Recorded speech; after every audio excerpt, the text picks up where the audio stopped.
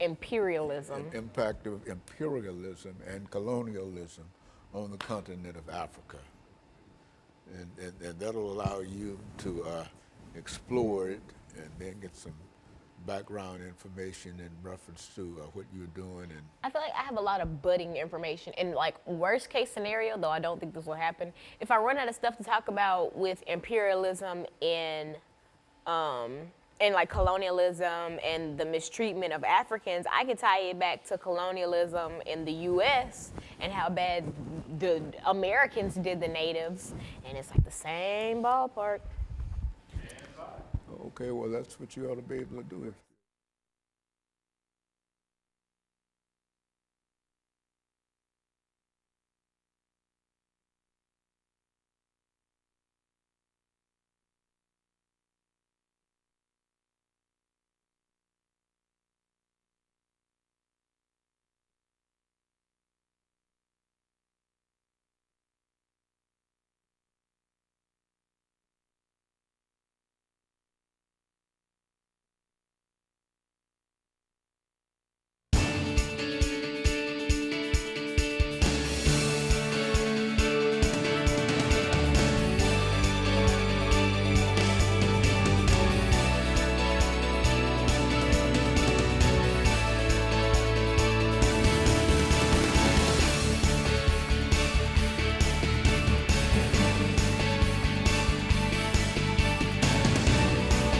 Thank you and welcome to the show today.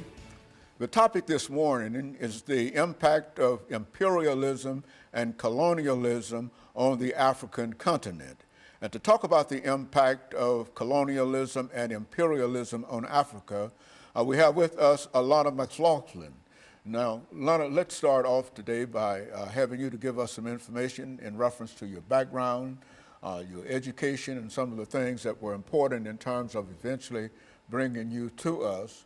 But I also must remind the audience, in case you forget, that this is the beginning of the 9th year that we've had with you, and we certainly appreciate you. And what we would like for you to do is to give us some background, education, and some of your experiences so that our audience might know more about you and some of the things that have happened to you since you first started with us more than 9 years ago. Let's do it from that perspective. Well, Dr. Haney, I am in the 11th grade. I go to the Nashville School of Arts, where my specialty is music. I play trumpet and French horn and piano. I do jazz band, classical, and marching band with the Pearl Cone Marching Band in North Nashville. Growing up, I loved music, and I still do, but I also had a pull towards politics. I've always enjoyed learning why our government is set up the way that it is and why laws are established in the process that we go through to get said laws established. And I've always wanted to have a say-so in things, and so my dream is to be a political commentator. I do plan on going to college for it. I'm undecided as of right now, but that is my lifelong dream, and I believe that I will have a show of my own one day. That's basically sums up my background and why I'm on the show. And I feel like the show gives me kind of a head start on giving my opinion and spreading my knowledge to others, because ultimately that's all I want to do. And I feel like I can appeal to my age group a lot better, seeing as they'll probably respond better to someone who looks like them and is of their same, age range, as opposed to listening to Fox News or CNN. Very good. And so, Lana, let's talk about, I think we said that the topic today is the impact of imperialism and colonialism on the African continent.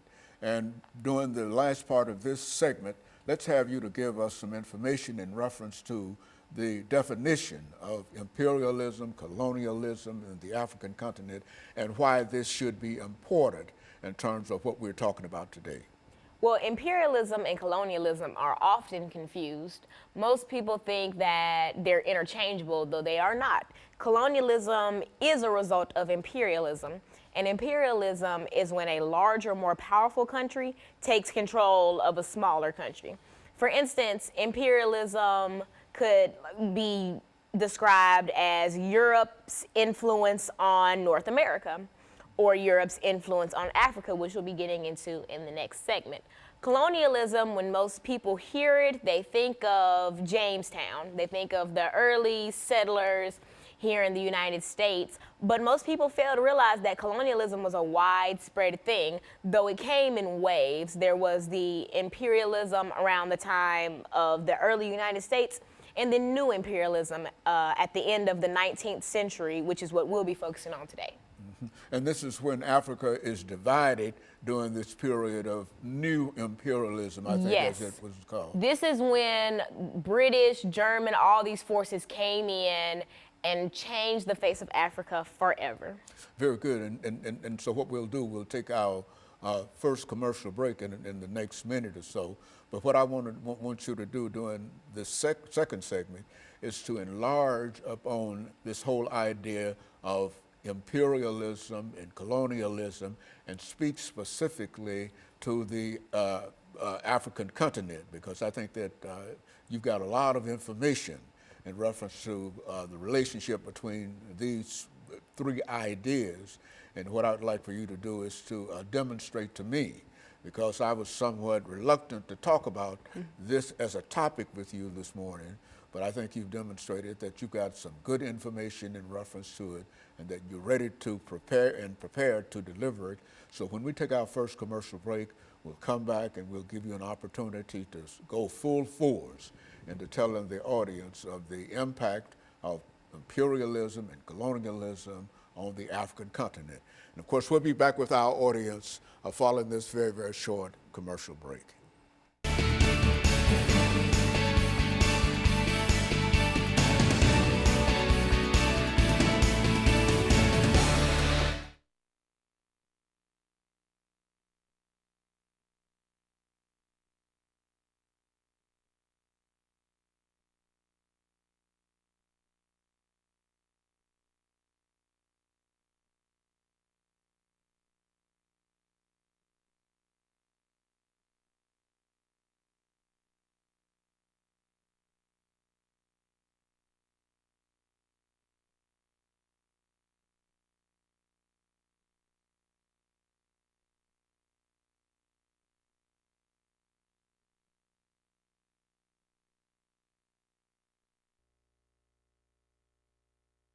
Back to the second segment of the show for today, and then we'll talk about the impact of imperialism and colonialism on the African continent. And then we can get into it. We'll have 8 minutes to do. This is going to be 8, right? Yeah, and then 8 10. minutes, then 10 minutes to do the second. Got it. I think that I'm going to make this segment like leading up to imperialism, and then the 10 minutes like during and after. Okay, yeah, Okay. well, like, however you want to do it. Okay. As long as you can keep on doing it and keep on speaking and making noise over there, you don't have any problem. The only problem with the television is when it goes silent. Nobody says anything. See, because that's You when don't have that problem that's with when me. people stop and look, start around. For they'll be listening in look. bed, and they sit up stop. and. It's gone silent. Oh, You know, man. television don't go silent. No talk show. But I think this is a good show. It's demonstrating you got some knowledge and some information that. Did you hear my neck pop? What? Did you hear me pop my neck? Was that your neck? Yeah. I thought that was you. Let me see. Well, I already did. What, you pocket? I just like that. Yeah. Yeah, well, no.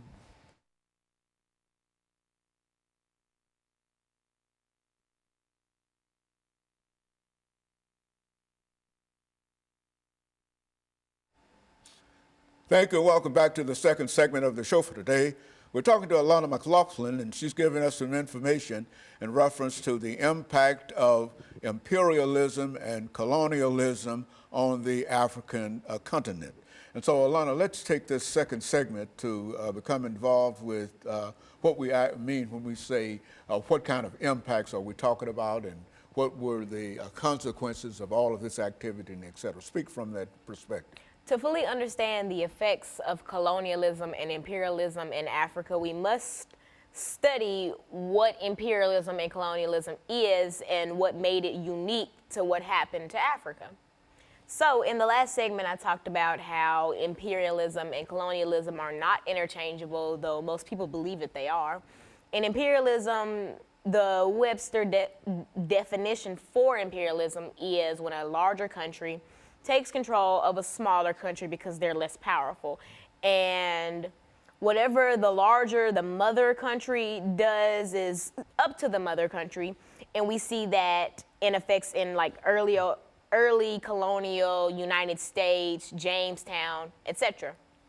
But what happened to Africa is much different than what happened in North America, because the United States ended up becoming an empire. We see during this new imperialism period, the late 19th century to the early 20th, in the United States around this time, we were experiencing the Industrial Revolution.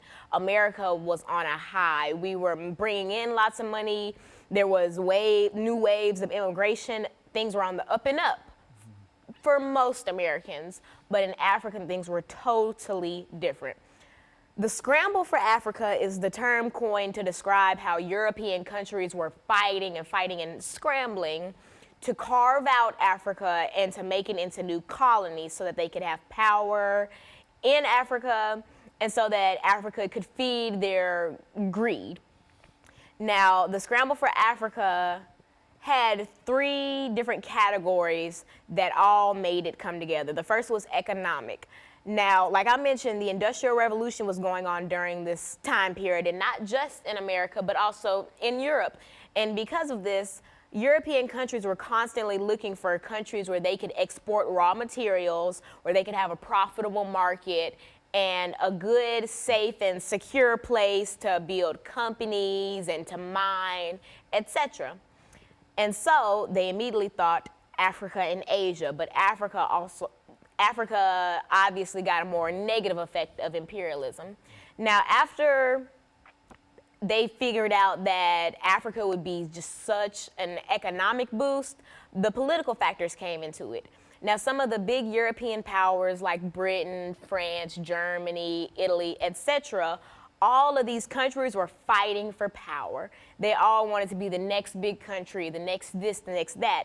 And one of the easiest ways to be able to do that is to conquer and colonize these African then tribes and ethnic groups. They weren't necessarily colonies or countries yet.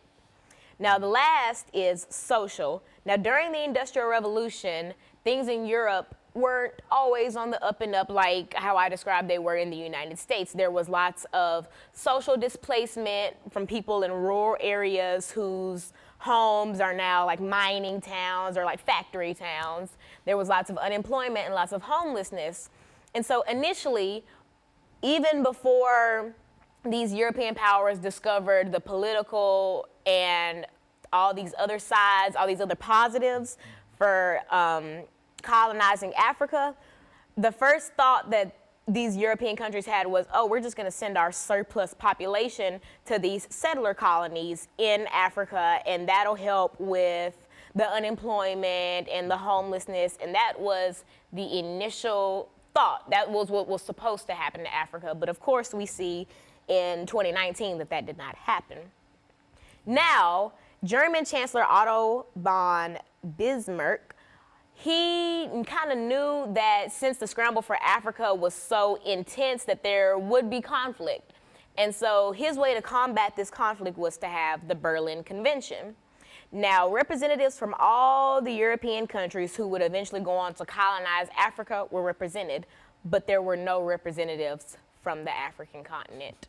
And that's going to prove detrimental very, very soon. But in this convention, in this conference, the Berlin Act was birthed, and that basically was a guideline of how to rule the Africans, how to tame them, what to do, how to work with the natives, etc., and etc.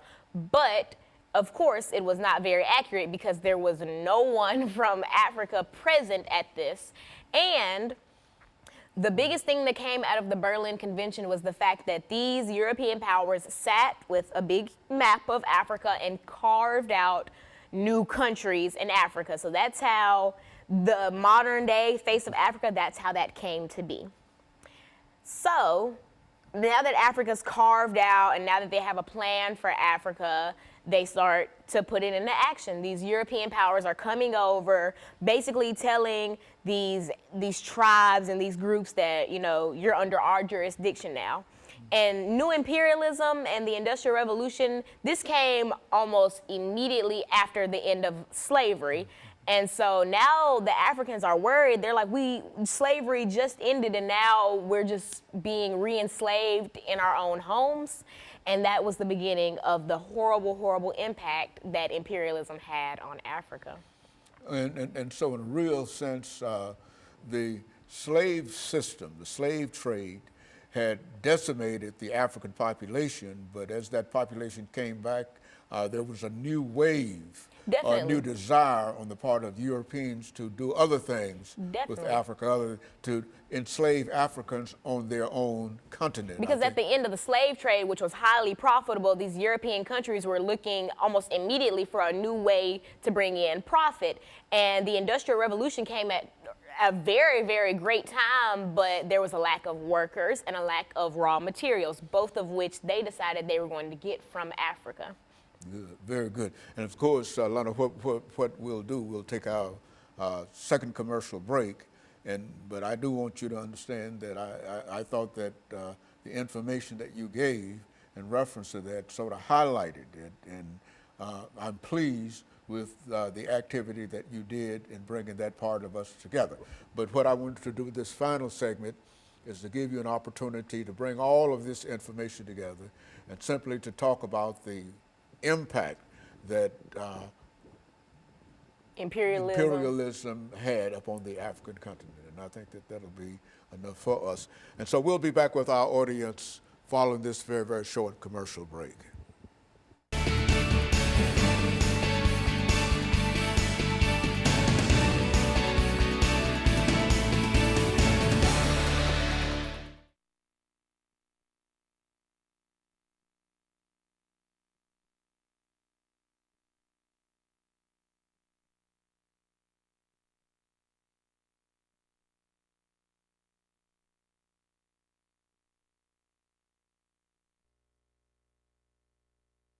Because sometimes I don't have anything to say in reference to it.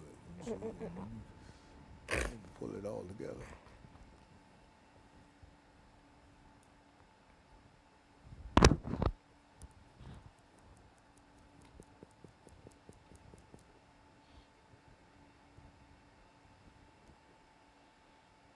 Now, what the next show is? Who? Walker? Walker, is that Walker? What time do you think we'll be done? Around 2? Around 2:30 somewhere. I gotta be at the church at 5, so we'll come home and then go back.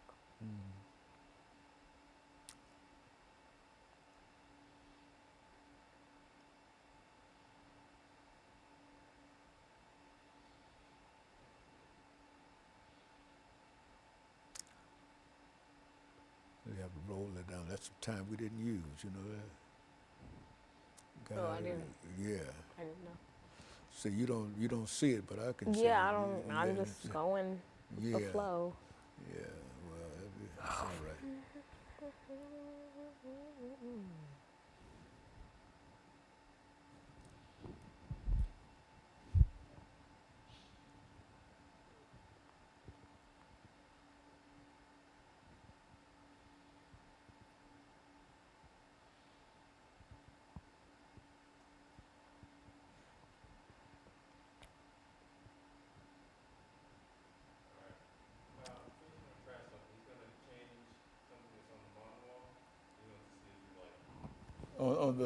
On the wall? Yes. Okay. You like that more?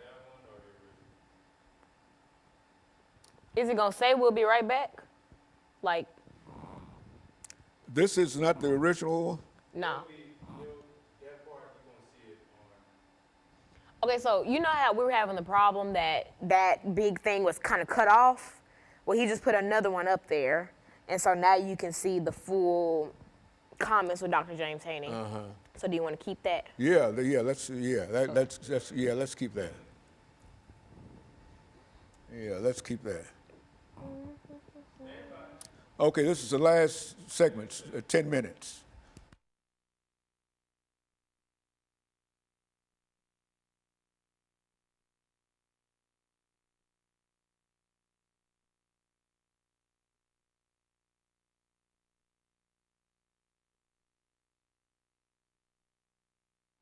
Thank you and welcome back to the final segment of the show for today.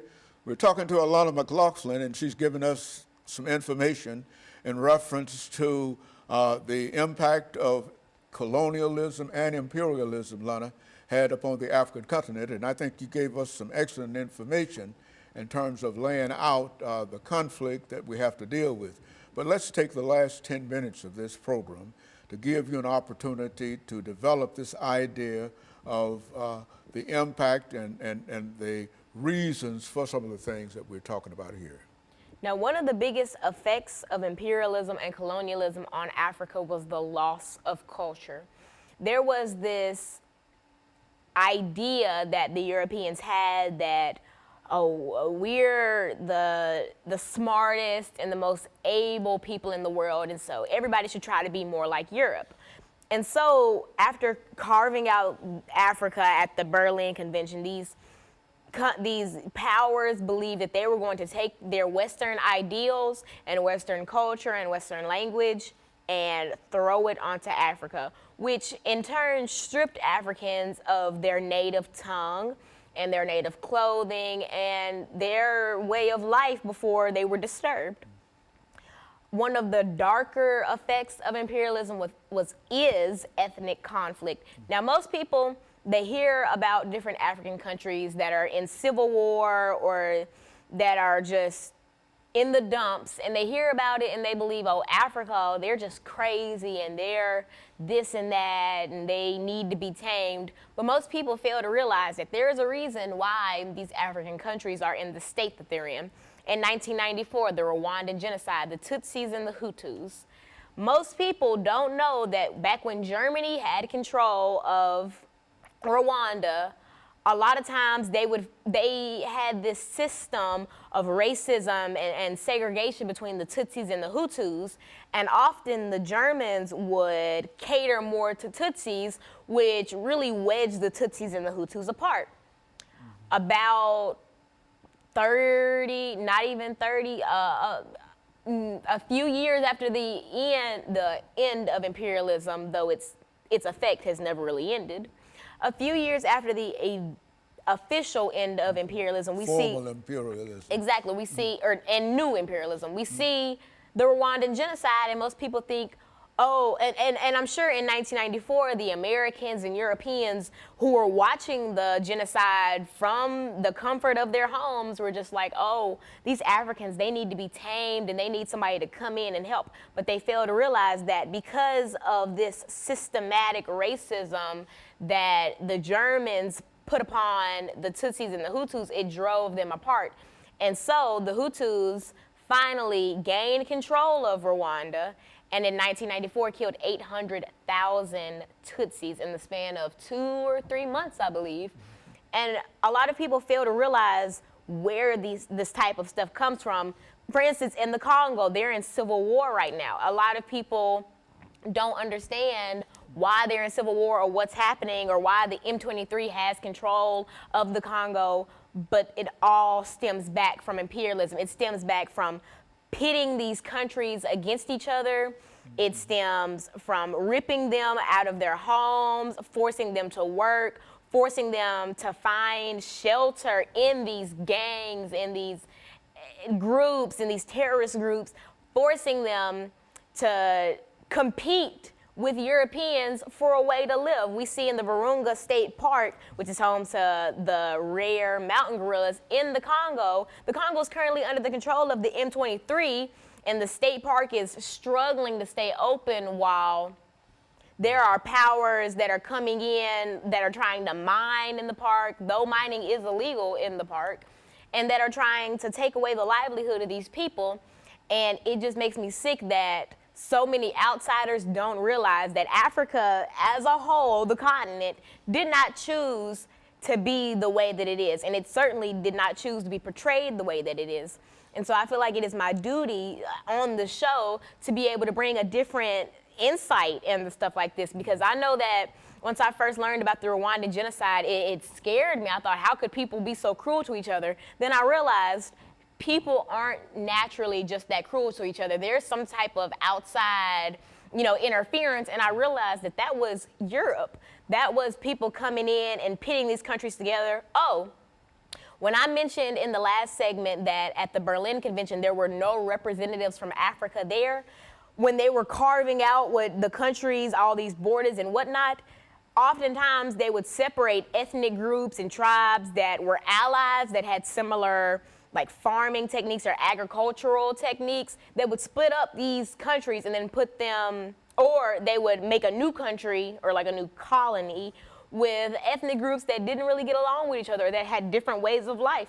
For instance, with the Tutsis and the Hutus, I want to say that the Hutus tended to be more cattle herders and the Tutsis were more workers. And so Germans would often favor the Tutsis because this was during the Industrial Revolution, and they would put those people in the industries, while the Hutus were people who should have been around more cattle herders and should have been around people who had a similar way of life as them. And all of these little things caused the major problems. Ethnic conflict is still going on in Africa. There are some conflicts that are still going on from the period of new imperialism. Like I mentioned with Rwanda, a lot of the Hutus who were killing Tutsis in Rwanda fled to the Congo.